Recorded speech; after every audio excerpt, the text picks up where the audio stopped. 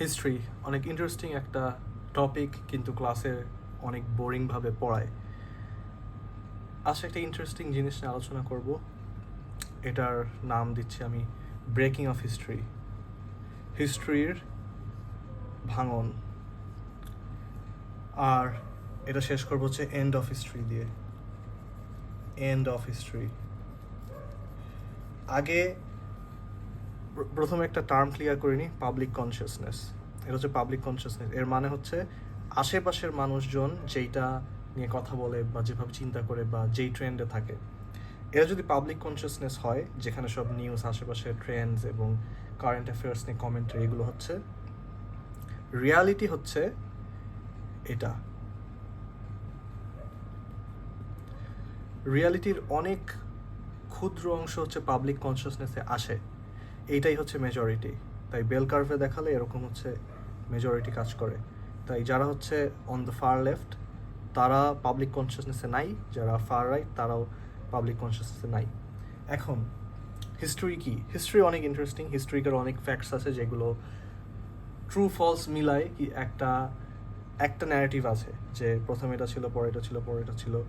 এখন এখানে অনেক ডিসএগ্রিমেন্ট থাকতে পারে, ডিসএগ্রিমেন্টগুলো আইদার গুড অ্যান্ড ব্যাড নিয়ে। তাই যারা হচ্ছে এজ অফ এনলাইটেনমেন্ট এর সাপোর্টে, তারা বলবে যে ক্রিশ্চিয়ান ডার্ক এজ ছিল একটা, যেখানে সবাই ডার্ক বা ফ্ল্যাট আর্থ বিলিভ করতে এইসব। কিন্তু যারা ক্রিশ্চিয়ান বা যাদের একটু মাথায় বুদ্ধি আছে, তারা দেখবে যে এটা রিলিজিয়নকে ডিগ্রেড করার জন্য এই ন্যারেটিভটা বানিয়েছে। ডার্ক এজ, যেটাকে ডার্ক এজ বলে কোট আনকোট, সেইখানে অনেক হেলদি স্টাফ হতো, আর সেখানে সায়েন্টিফিক অ্যাডভান্সমেন্ট অনেক হয়েছে, এগুলো কেউ জানে না, পাবলিক কনসিয়াসনেসে নাই। তো যে হিস্ট্রিতে পাবলিক কনসিয়াসনেসে আছে ওইটা এখনের জন্য বাদ দিলাম, ওই স্পেসিফিক ডিটেলস। কিন্তু একটা হিস্ট্রি আছে, একটা কমন লাইন অফ হিস্ট্রি আছে, যে এখানে এটা হচ্ছে, এটা হয়েছে, এখানে বুদ্ধ আসছে, এখানে ঈসা আলাইহিস সালাম আসছে, এখানে প্রফেট আসছে, অ্যারাবে, এখানে কনস্টান্টিনোপল নেওয়া হয়েছে, এখানে ইন্ডাস্ট্রিয়াল রিভলিউশন, এরকম একটা কমন থিম আছে। এখন সেটার ইন্টারপ্রিটেশন গুড অ্যান্ড ব্যাড ওইটা পরের, কিন্তু একটা নোন টাইমলাইন এক্সিস্ট করে সামওয়াট। এটাকে ধরে নিই কনসেনসাস রিয়ালিটি। Consensus reality. তাই যখন একজন হঠাৎ করে ঘুম থেকে উঠে প্রশ্ন করে যে এডুকেশন সিস্টেম কেন খারাপ, সে ট্রেস ব্যাক করতে পারবে যে আচ্ছা 1900s একটা লোক, তার নাম হচ্ছে এইটা, হচ্ছে একটা সিস্টেম তৈরি করে এডুকেশন টু মেক ওয়ার্কার্স। এই কারণে এখান থেকে পাবলিক স্কুল সিস্টেমটা আসছে, টু মেক ওয়ার্কার্স। তার কোটও আছে একটা, যে we don't want nation of learners, we want workers, এরকম একটা কোট আছে। এইটা হচ্ছে একটা, আচ্ছা সবাই এটা এগ্রি করবে, এটা একটা রিয়েল ইভেন্ট, খুঁজলে পাওয়া যাবে, এরাই করেছে, ফ্যাক্টস চেক করলে বা গুগল দেখলে। তাই গুগলে সার্চ দিলে এগুলো পাওয়া যাবে। যদিও গুগল এখনের অবস্থান খারাপ, আগের গুগলের কথা বলছি। এরকম একটা কনসেনসাস রিয়ালিটি ছিল বা হিস্টোরিক্যাল ন্যারেটিভ ছিল, কিন্তু একটা ইভেন্ট হয়েছে, এই ইভেন্টটার নাম হচ্ছে করোনা ভাইরাস। এইটা হচ্ছে 2020-তে হয়েছে। এখন তুমি একটু চিন্তা করে দেখো, কোভিড 2020 শুরু হয়েছে না, 21, 22, 23, 24, 25-এর এখন নভেম্বর, 25 শেষ হয়ে যাবে, আর এক মাস পর হবে 26। তুমি যদি লাস্ট চিন্তা করে দেখো, তুমি দেখবে যে তোমার গুড মেমোরিজ, তোমার রিয়েল মেমোরিজ, তোমার গুড টাইমস সব হচ্ছে এর আগে, 2019-এ। তুমি এখন মেমোরিতে যাও, 2019-এর কথা ভাবো, 2018-এর কথা ভাবো, আর 2017-এর কথা ভাবো। কোয়ান্টিটেটিভলি এইখানে হচ্ছে মাত্র 3 ইয়ার্স, 17, 18, 19, আর এখানে হচ্ছে 1, 2, 3, 4, 5, 6 ইয়ার্স। তুমি বুঝতে পারছো যে এখানে একটা উইয়ার্ড জিনিস হচ্ছে, যেটা মানুষজন বুঝতে পারছে, কিন্তু এটা নিয়ে কোনো ভিডিওস নাই, কোনো লেখা নাই, মানে এখনও আছে, অনেক কম, পাবলিক কনসিয়াসনেসে আসেনি, এবং এটা নিয়ে যথেষ্ট কথাও হয় না। আমাদের এলভি র্যাডের একটা টেলিগ্রাম গ্রুপ চ্যাট আছে, ওখানে আমরা ডিসকাস করি, তো ওখানে এটা প্রশ্ন তুলতে পারো যে ম্যান হোয়াটসঅ্যাপ। এখন এইখানে এইটা হচ্ছে দ্য ব্রেকিং অফ হিস্ট্রি, কারণ এরপর থেকে আমাদের কোনো কনসেনসাস রিয়ালিটি নাই।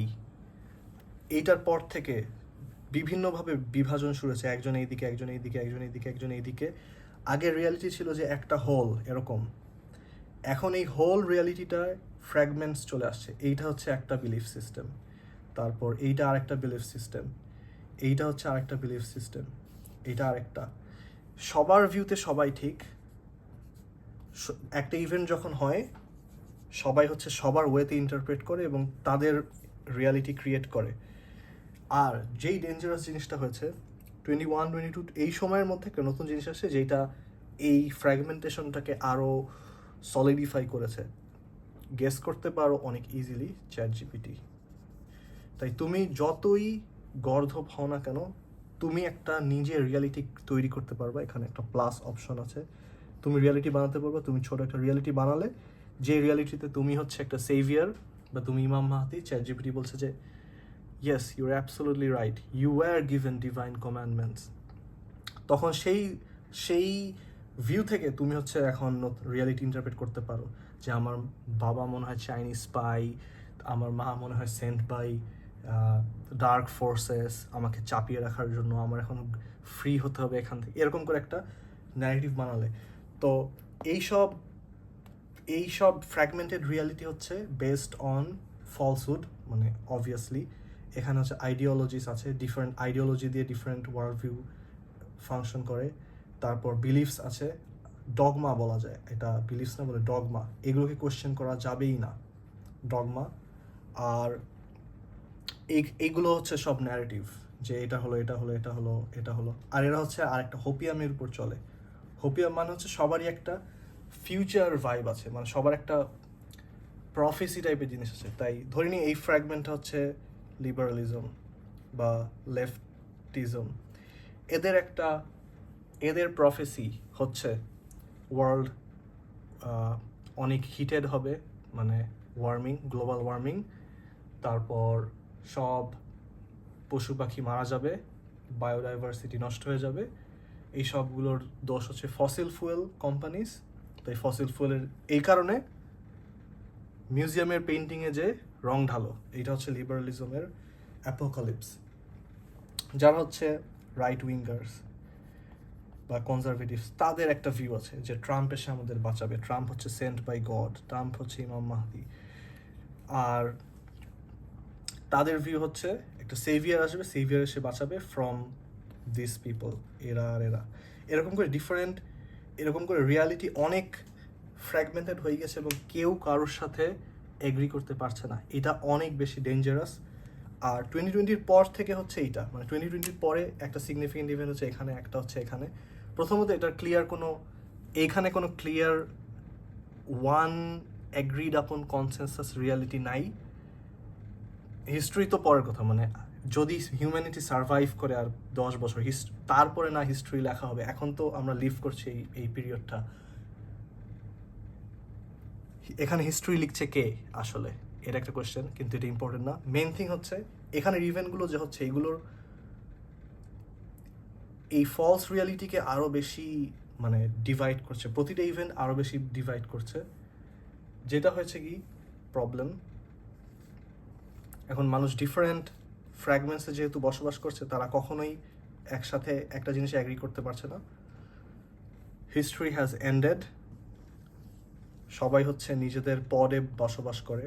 পড, এটা একটা মেন্টাল একটা বাবল টাইপের। বাবল টার্মটা অনেক ওভার ইউজড, কিন্তু ডিফারেন্ট পডসে এক্সিস্ট করে, এদের মধ্যে এদের ছোট ছোট রিয়ালিটি এক্সিস্ট করে। আর এআই বাবল যেরকম সামনে বার্স্ট হবে, এই বাবলগুলোও একসময় বার্স্ট হতেই হবে, কারণ হিউম্যানিটি এভাবে চলতে পারে না। একটা পর্যায়ে যে এ হচ্ছে নিউক্লিয়ার ওয়ার ঘোষণা করবে এর উপর, এ নিউক্লিয়ার ওয়ার ঘোষণা করবে এর উপর। এখানে হচ্ছে ইউএসএ, এখানে রাশিয়া, এখানে চায়না একজন একজনকে নিউক্লিয়ার ওয়ার ঘোষণা করবে, কারণ এরা ডিসঅ্যাগ্রি করে। তাই যত বেশি ডিসঅ্যাগ্রিমেন্টের দিকে যাবে ডাউনহিল, তত বেশি করাপশন বাড়বে, কেওস বাড়বে, ফাইটিং বাড়বে, যেটা এখন আমরা দেখতে পাচ্ছি আমাদের দেশের মধ্যেও। এইটাই হচ্ছে ব্রেকিং অফ হিস্ট্রি।